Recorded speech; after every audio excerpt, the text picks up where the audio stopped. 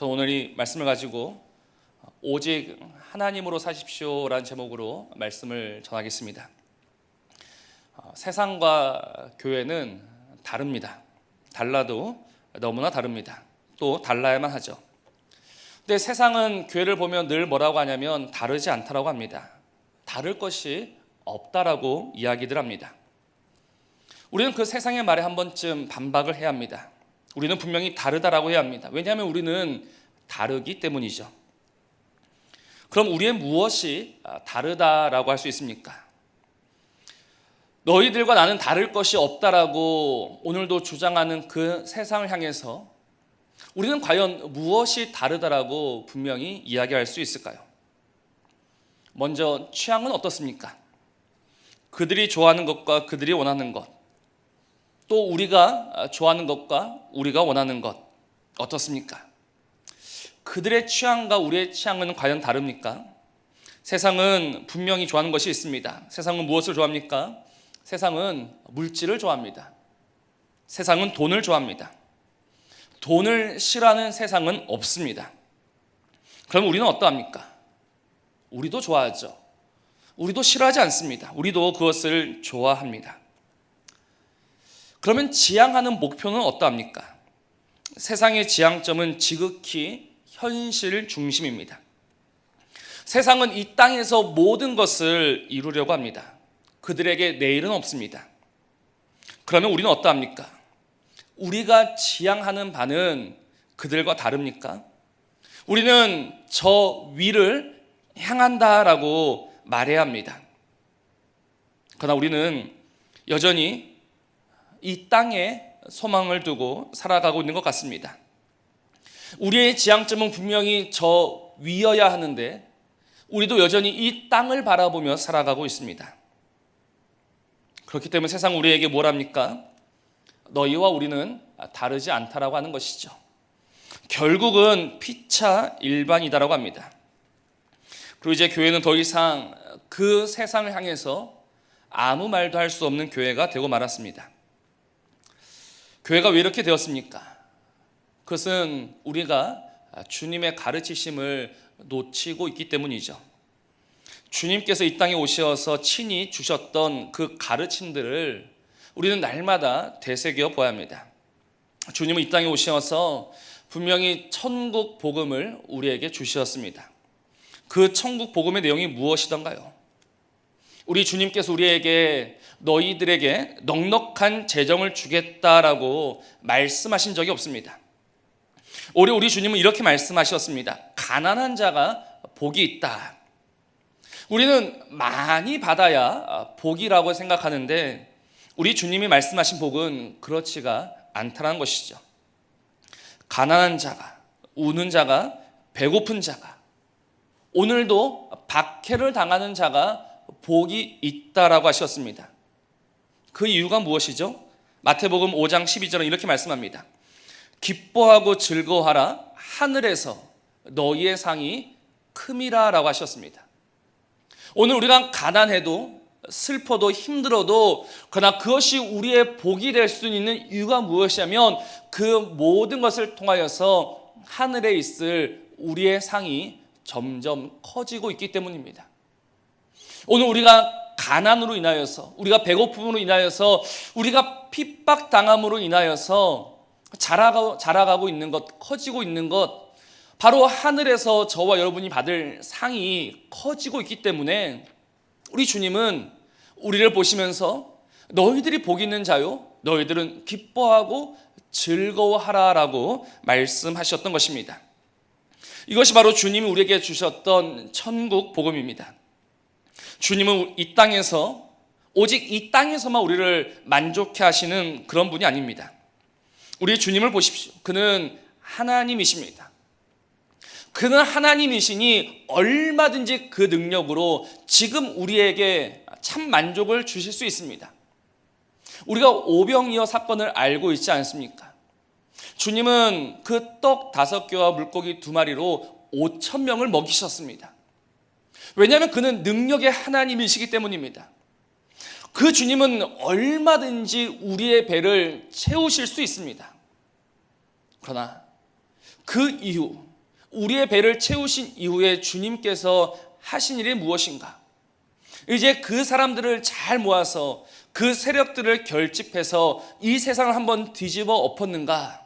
그렇지 않죠. 주님은 그들을 다 흩어버리셨습니다. 그리고 주님은 홀로 산으로 올라가시더라는 것입니다. 왜 그렇습니까? 그것은 우리 주님께서 이 땅에 오신 그 뜻을 이루기 위함입니다. 주님이 이 땅에 오신 것은 내가 세력을 한번 모아서 이 땅을 한번 뒤집어 엎어야 되겠다, 이것이 아니었죠. 주님이 이 땅에 오심은 자기의 목숨을 많은 사람의 대속물로 주기 위함입니다. 우리 주님은 오늘 우리를 위해서 그 생명을 주고자 오셨습니다. 주님은 우리의 모든 것을 가져가서 우리의 모든 것으로 그분의 나라를 이루시는 것이 아니라 오히려 그 생명을 내어주심으로 하나님의 나라를 이루어 가십니다. 그렇게 오늘 우리에게 전해진 복음은 무엇입니까? 우리에게 전해진 복음은 십자가에서 죽으신 주님, 그 주님이 복음입니다. 그 주님으로부터 오는 부수적인 무엇인가가 복음이 아니라 우리는 십자가에 죽으신 그 주님이야말로 내 생명의 대속물 되신 그 주님이야말로 그 주님이 나의 복음이라는 것을 깨달아 알아야 합니다. 복음은 다른 것이 아닙니다. 그 주님이 십자가에서 오직 우리를 위해 죽으신 것, 그것이 복음입니다. 우리는 그 복음을 믿습니다. 우리는 그 복음을 환영합니다. 우리는 그 복음으로 만족합니다. 우리는 그 복음 안에서만 살아갑니다. 그래서 세상 우리 보고 무엇이라고 합니까? 어리석다라고 합니다. 왜냐하면 그들이 보기에 도저히 이해할 수 없는 것이 바로 그 복음이기 때문입니다. 그 복음이 돈을 주는 것도 아니고, 그 복음이 명예를 주는 것도 아니고, 그 복음이 건강을 주는 것도 아닌데 굳이 그 복음에 목숨 걸고 살 필요가 있는가? 만일 그 복음이 나에게 돈을 주고 건강을 주고 명예를 준다 하면 나도 그 복음에 목숨을 한번 걸어보겠지만, 그 복음이 기껏 나에게 주는 것은 영원한 생명, 보이지 않는, 어찌 보이지 않는 것에 너희들의 전부를 걸 수 있느냐? 그래서 세상은 우리를 비난합니다. 조롱합니다. 너희들은 속은 것이다. 너희들은 당한 것이다. 지금이라도 정신을 차려야 한다라고 거침없이 이야기들을 하고 있습니다. 그러나 우리는 속지 않았습니다. 우리는 당하지 않았습니다. 우리가 오늘 속지 않은 이유가 무엇입니까? 그것은 우리가 영원한 것을 보았기 때문입니다. 사도 바울은 고린도전서 15장에서 이렇게 이야기합니다. 만일 그리스도 안에서 우리가 바라는 것이 다만 이 세상의 삶뿐이면 모든 사람 가운데 우리가 더욱 불쌍한 자이다 라고 했습니다. 오늘 이 말을 꼭 기억하시길 바랍니다. 예수를 믿는다고 하는 우리가, 그런 우리가 바라는 것이 다만 이 땅의 삶뿐이라면, 오늘 우리가 추구하고 우리가 원하고 우리가 쫓아가는 것이 다만 이 땅에 속한 것이 전부라고 한다면 그것은 번지수를 매우 잘못 찾아오신 것입니다. 만일 그렇게 생각하신다면 정말로 큰 오해를 하고 계신 것입니다. 우리 주님이 약속하신 것은 이 세상의 삶이 아니라 이 세상 너머에 있는 영원한 삶입니다. 그 영원한 삶이 있기 때문에 지금 이 땅에서는 조금 배가 고파도, 조금 눈물을 흘려도, 조금 아파도 그래도 너희들은 복이 있는 자다라고 말씀하시는 것입니다. 그러므로 우리가 예수를 믿는다라고 할 때는 정말 이 세상에서 끝을 보아야겠다라는 마음은 이제 내려놓으셔야 합니다. 이 세상에서 끝을 보지 않겠다라는 것은 그러면 무조건 가난하게, 무조건 궁핍하게, 무조건 어렵게 사는 것을 의미하지 않습니다. 이 땅에서 끝을 보지 않겠다는 것은 정말 주님이 주신 것으로 기뻐하며 만족하며 감사하며 살겠다는 것입니다. 주신 분도 하나님이시오, 취하신 분도 하나님이시니 우리는 주가 주시는 것으로도 감사하고 또 그가 가져가시는 것으로도 감사할 수 있어야 하는 것입니다. 어떻습니까? 우리는 정말 그렇게 살고 있습니까? 우리에게는 영원한 삶이 있으니 이 땅에서는 조금 덜 먹고 덜 가지고 덜 누린다 하여도 우리는 정말 만족하며 기뻐하며 감사하며 그렇게 살아가고 계십니까? 우리는 마땅히 그리 해야 하지만 말처럼 쉽지는 않습니다. 정말로 그렇습니다. 저는 목사입니다. 제가 목사면 적어도 정말 이 세상의 것에 연연하지 않고 주가 주시는 것으로 만족하며 살아야 할 것입니다. 그러나 그렇지 못합니다. 저도 그런 목사가 되어야 하는 것을 알고 있지만 저 역시 이 땅에 마음을 두고 살아갈 때가 있습니다. 육신의 정욕과 안목의 정욕과 이생의 자랑에 늘 휘둘리고 있는 것이 저의 솔직한 모습입니다. 오늘도 제 안에서는 탐욕이 끊임없이 꿈틀대고 있습니다. 특별히 이 아빠로서의 욕심, 정말 이 아빠로서의 욕심은 너무 포기하기가 힘듭니다. 아이들을 보고 있으면 제 안의 욕심이 마구마구 자라납니다. 그리고 결국 이 욕심으로 제 삶이 흔들릴 때가 한두 번이 아니란 것이죠. 그래서 결국 아파하고 슬퍼하고 다시 정신을 차리지만 어느새 또 휘둘리고 있는 것, 그것이 지금 제 모습입니다. 특별히 저는 제 셋째 아이를 통해서 많은 것을 배우고 있습니다. 제 셋째 아이의 이름은 여러분들 아시다시피 이룸입니다. 그 이름을 지을 때 특별한 의미가 있었던 것은 아닙니다. 다만 그 오빠와 언니의 이름에 그 이라는 글자가 돌림자처럼 들어가 있다 보니 그냥 부르기에 예쁘라고 이룸으로 지었습니다. 근데 지금 그 아이를 통해서 두 가지를 고백합니다. 하나님께서 정말 그 이름대로 역사하시는데 하나는 그 아이를 통해서 저를 이루어가고 계시고 또 고백하기는 하나님이 그 연약한 아이도 친히 이루어가고 계심을 저는 고백하고 있습니다. 그 약한 아이는 저에게 있어서 늘 아픈 손가락입니다. 저의 실수와 저의 탐욕과 저의 죄로 인해서 정말 그 아이가 그렇게 아픈 것 같아서 약한 것 같아서 볼 때마다 마음이 너무너무 아립니다. 근데 하나님께서 약속해 주시기를 그 약하고 부족한 아이를 통하여서 내가 너를 이루어 갈 것이고 또한 그 어린 아이도 내가 이루어 갈 것이다 라고 우리 하나님께서 말씀해 주셨습니다. 그래서 오히려 이 하나님을 이제 알고 나니 위로가 되고 힘이 됩니다. 제가 그 아이의 아빠일 때는 해줄 수 있는 것이 아무것도 없었지만 정말 아무것도 해줄 수 없으므로 또 좌절하고 또 쓰러졌지만 이제는 하나님이 그 아이의 아빠가 되심을 알기에 믿기에 기대가 있고 감사가 있습니다. 우리의 아버지 되신 그 하나님께서 나를 이루어 가실 것이고 또 그 어린아이를 이루어 가실 것을 믿기에 이제 조금씩 기대가 되고 있습니다.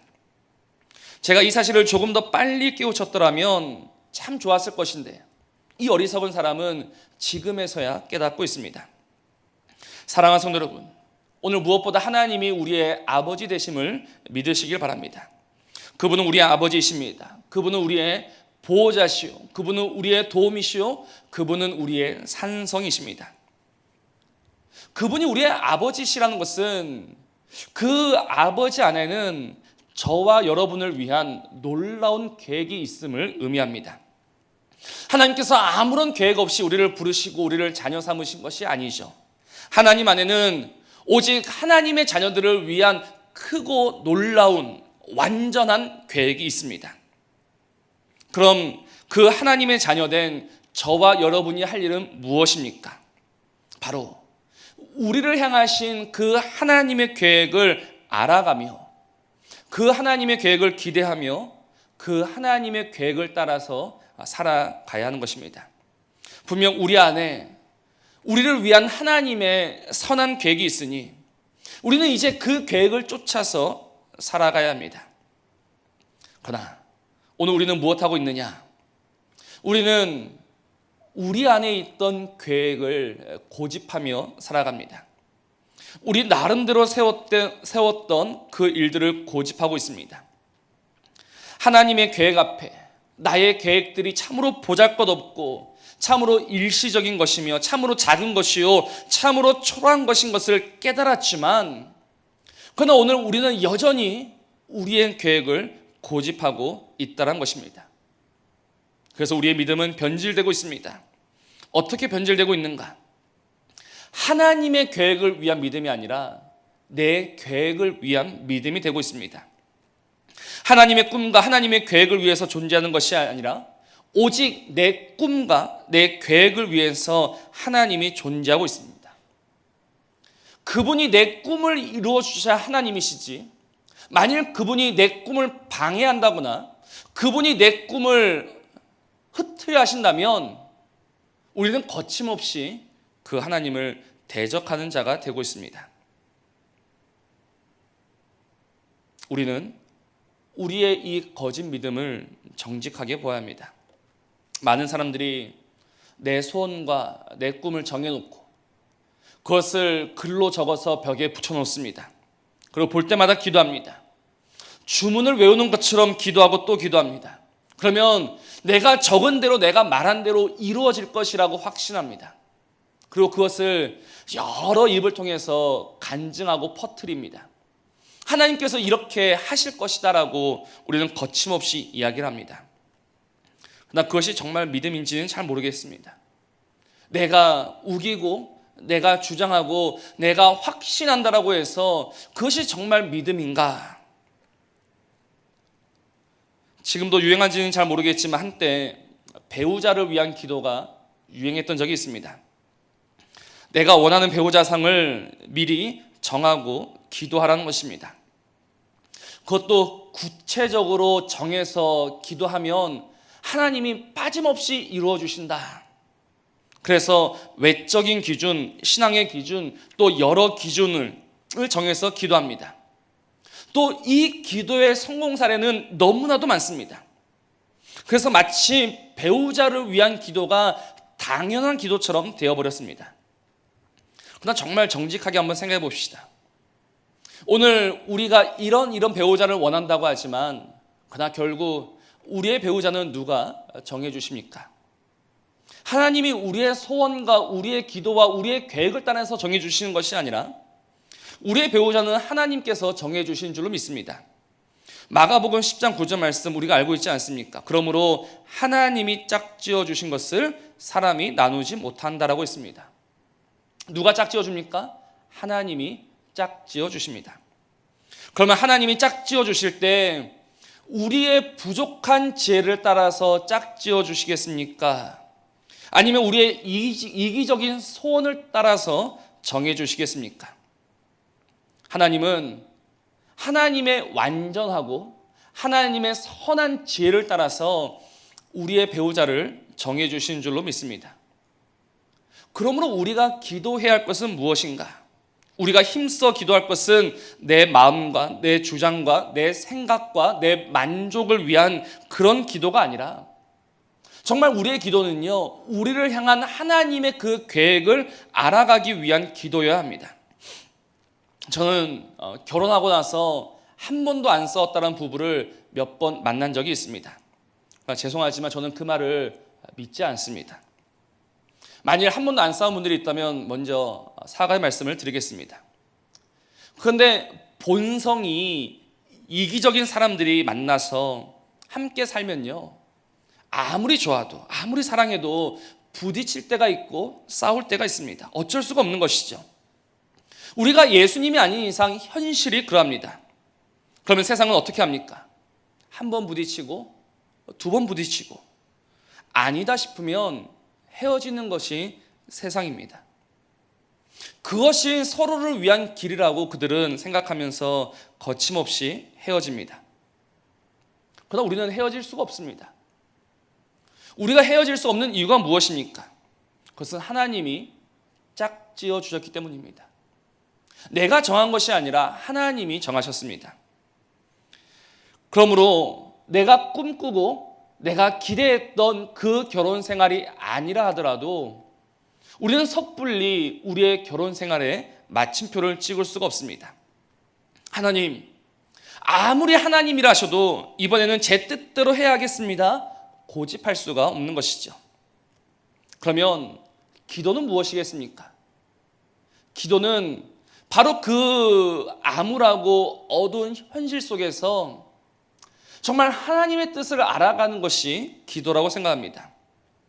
그 하나님의 계획 앞에서, 그 하나님의 선하신 그 지혜 앞에서 내 마음과 내 고집과 내 생각이 고꾸라지는 것이 바로 기도이지 않습니까?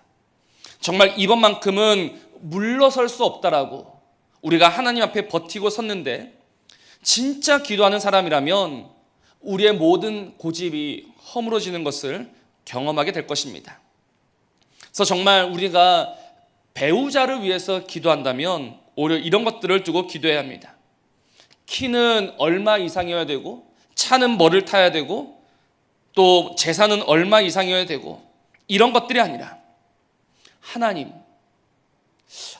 오늘 저를 위해서 오늘 나의 짝을 예배하셨음을 믿습니다.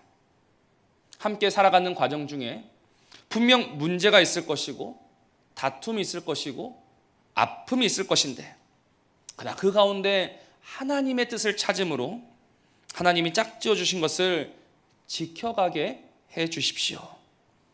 이것이 바로 결혼과 배우자를 위한 기도라는 것이죠. 지금 배우자를 위한 기도를 예를 들어서 말씀을 드렸지만, 사실 우리 기도의 대부분은 이런 식입니다. 내 마음과 내 마음의 소원과 내 마음의 계획을 위해서 우리는 어떻게 보면 끊임없이 하나님 앞에서 투정하고 있고 시위하고 있습니다. 어떤 성도님의 소원은요, 이민을 가는 것이었습니다. 매일같이 들려오는 부정적인 뉴스를 들으면서 이 한국을 떠나야 되겠다. 내 아이는 이런 곳에서 살게 하면 안 되겠다. 그래서 이 마음을 가지고 기도하기를 시작했습니다. 정말로 열심히 기도했습니다. 그래서 어떻게 되었을까요? 지금도 한국에서 정말 잘 살고 있습니다. 오늘도 이 자리에서 오직 하나님의 나라를 위하여서 그렇게 살아가고 있습니다. 참 오랫동안 기도했지만 하나님께서 그 길을 열어주지 않으셨기 때문입니다. 그러면 우리는 왜 하나님 그 길을 열어주시지 않습니까? 라고 끊임없이 고집 부리는 것이 아니라, 아무리 내 생각이 옳고 내 생각이 정당하다 하여도 하나님이 막으시면 내 생각과 내 뜻을 내리고 포기하고 접을 수 있어야 합니다. 그것이 바로 믿음이란 것이죠.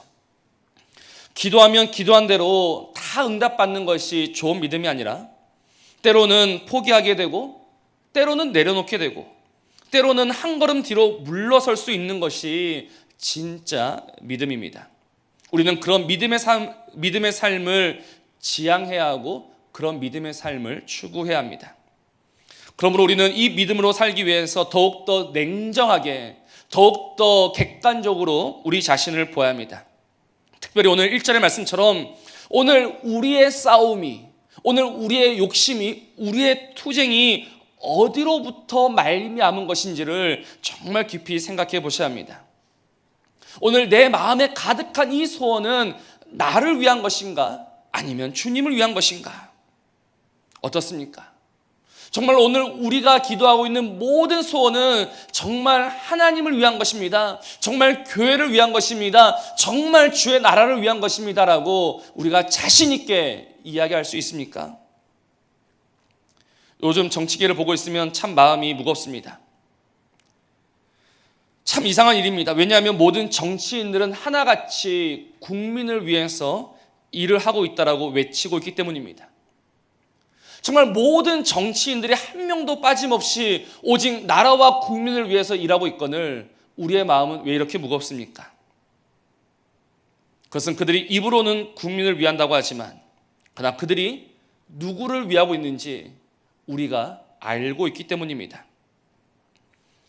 우리가 그들의 말이 거짓말이라는 것을 아는데, 그러면 하나님이 우리를 모르시겠습니까? 하나님이 우리에게 속으시겠습니까? 우리는 하나님을 속일 수가 없고, 우리는 하나님의 눈을 피할 수가 없습니다. 하나님은 우리의 행위대로 우리를 심판하실 것입니다. 그러면 우리는 그 하나님의 크고 두려운 심판대 앞에서 엄한 책망을 받기 이전에 정말 오늘 이 말씀으로 우리의 마음과 우리의 생각과 우리의 뜻을 살펴야 합니다. 오늘 내 소원은 내 정욕을 위한 것입니까? 아니면 정말 하나님을 위한 것입니까? 오늘 우리는 무엇을 위해서 그토록 간절히 기도하고 있습니까? 저는 이번 휴가에 기회가 된다면 경북 경산에 있는 하양 무학로 교회를 한번 가보려고 합니다. 얼마 전 신문에 소개가 되었던 교회입니다. 교회가 건축을 해야 하는데 예산이 넉넉지가 않습니다. 그래서 그 예산이 없다 보니 그동안 알고 있던 건축가분에게 그 건축을 의뢰했습니다. 굉장히 유명한 분이라고 하는데 이분이 흔쾌히 그 제의를 받아들였습니다. 그래서 그분이 무료로 설계를 했고 또 주변의 도움으로 정말 그 면적 15평 되는 작은 교회를 예쁘게 세울 수 있었습니다. 그 건물은 화려하거나 눈에 띄는 건물은 아닙니다. 그러나 교회를 다니지 않는 사람도 그 건물을 보고 있노라면 정말 믿음이 무엇인가, 정말 주님이 누구이신가 이 생각을 하곤 한다고 합니다. 그래서 한번 가보고 싶은 마음이 있습니다. 정말 커져만 가는 교회, 화려해져만 가는 이 교회 건물이 있는데 오늘 그 길을 걷지 않는 그 교회 건물을 한번 보고 싶습니다. 오늘날 교회당 건물이 참 화려해졌습니다. 너무 화려해졌습니다. 그런데 그 화려한 건물을 지으면서 항상 이야기하기로는 이 모든 것이 하나님의 영광을 위한 것이다 라고 이야기를 합니다. 지난달 세계 최대 규모의 예배당을 지은 교회가 헌당 감사 예배를 드렸습니다. 그 헌당 감사에서 담임 목사님은 이렇게 인사말을 했습니다. 지난 40년의 역사는 예수님의 목자의 심정과 신적 계획을 통하여 걸어온 믿음과 사명의 대장정이었습니다. 그 중에서도 이처럼 새 예배당을 하나님께 올려드리는 것은 너무나 감격스러운 일입니다.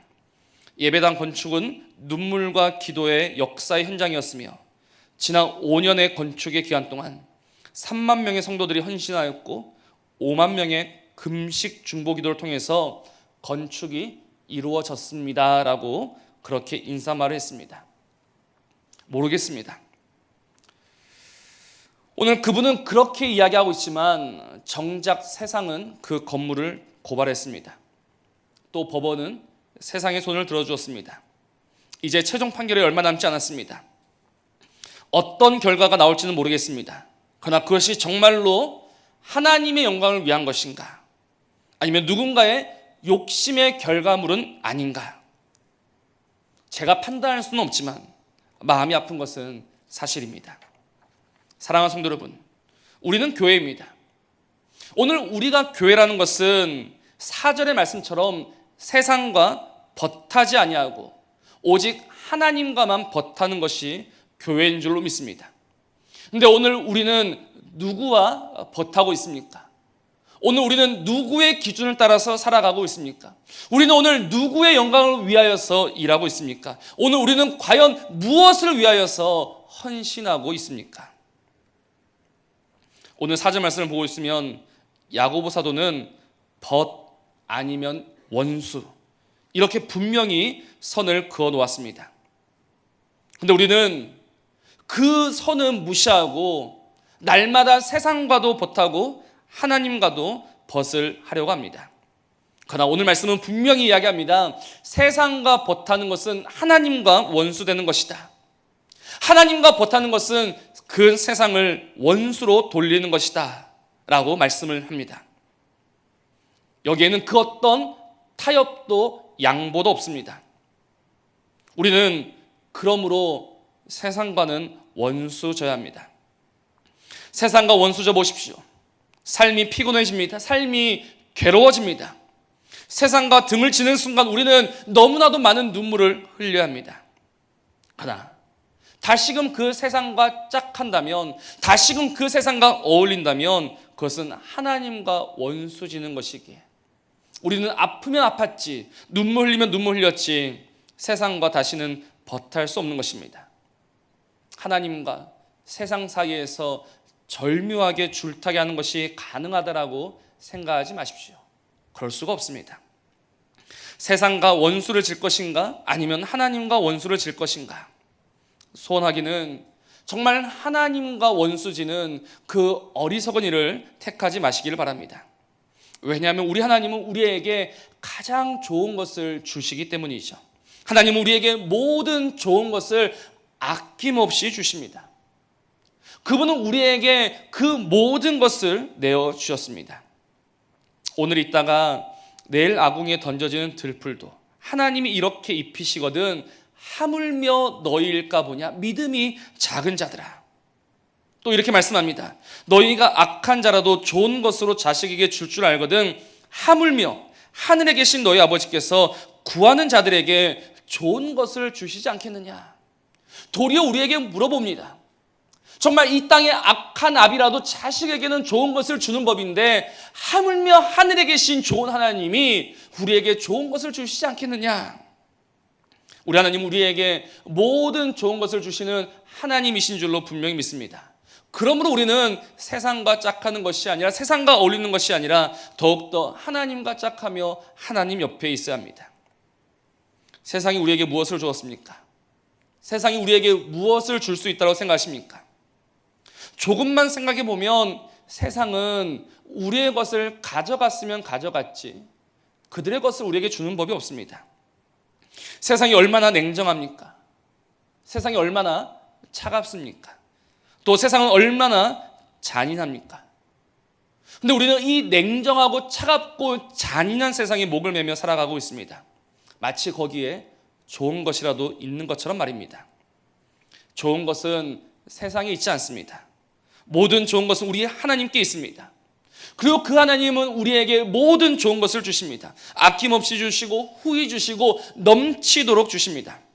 오라 너희 목마른 자들아 물로 나오라. 돈 없는 자도 오라. 너희는 와서 사 먹되 돈 없이 값 없이 와서 포도주와 젖을 사라라고 말씀하셨습니다. 우리의 돈 없음을 아십니다. 우리의 가난함과 우리의 연약함과 우리의 부족함을 아십니다.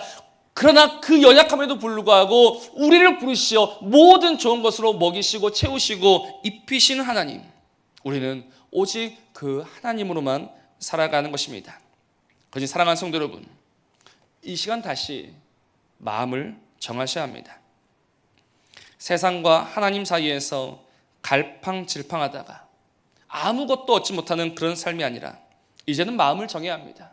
이제는 뜻을 정하셔야 합니다. 오직 하나님으로만 살겠노라. 오직 하나님이 주시는 것만 살아가겠노라. 그 하나님이 주시는 것이 가장 좋은 것인 줄로 믿고 그 하나님 앞에서 내 마음과 내 생각과 내 계획을 이제 내려놓겠노라라는 분명한 결단이 있어야 합니다. 정말 이 결단으로 정말 하나님을 쫓아가는 저와 여러분이길 바랍니다. 하나님 안에는 모든 좋은 것이 있습니다. 하나님 안에는 크고 놀라운 영원하며 완전한 계획이 있습니다. 오직 우리를 위한 모든 것이 이미 우리 하나님 안에 있습니다. 그러니 우리의 기도는 정말 그 하나님의 뜻과 하나님의 계획을 구하는 기도여야 합니다. 하나님, 오늘도 우리가 어리석어서, 오늘도 우리가 미련하여서 그 하나님의 것을 놓치며 살아가고 있습니다. 그 좋은 것이 여기에 있는데 오늘도 엉뚱한 것을 붙잡고 씨름하고 있습니다. 하나님, 정말 우리에게 믿음을 주시어서, 우리에게 지혜를 주시어서 좋은 것을 좋은 것으로 깨닫게 하시고, 버릴 것을 버릴 것으로 깨닫게 하시며, 포기해야 할 것을 포기하게 하여 주옵소서. 나는 참으로 미련하지만, 나는 참으로 약하지만, 그러나 하나님, 오늘도 믿음으로 구하는 우리에게 이 지혜 주시고 이 좋은 선물을 우리에게 주시어서 정말 믿음으로만 살게 하여 주옵소서. 오늘 이 기도의 소원을 가지고 날마다 하나님 앞에 나아가며, 그래서 그 하나님이 주시는 것으로만 만족하며 감사하며 찬송하며 기뻐하며 즐거이 주님을 따르는 저와 여러분의 모든 삶이 되기를 주님의 이름으로 소원하고 기도합니다. 기도하시겠습니다.